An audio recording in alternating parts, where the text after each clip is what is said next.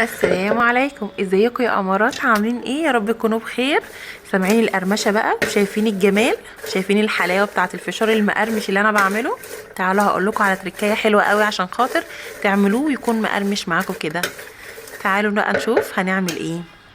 هنجيب حله كده حلوه زيكم، وهنحط فيها شويه زيت، ونسيبهم لحد ما ياخدوا كده ويفضلوا يتفقفقوا كده، وبعدين هنحط عليهم الذره، ومش هنغطي الحله على طول، هنسيبها لحد ما نلاقي ان هو هيبتدي ان هو يتفقفق كده ويفشر زي ما بيقولوا كده، وهنسيبه اول ما نلاقيه هيفشر نروح ايه مغطيينه على طول.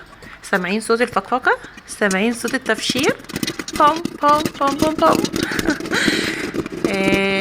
وهنعمله، هنشيل بقى خلاص هو كده خلص، هنشيل بقى الغطا، وهنشوف بقى. شايفين الجمال؟ شايفين البياض؟ شايفين الحلاوه؟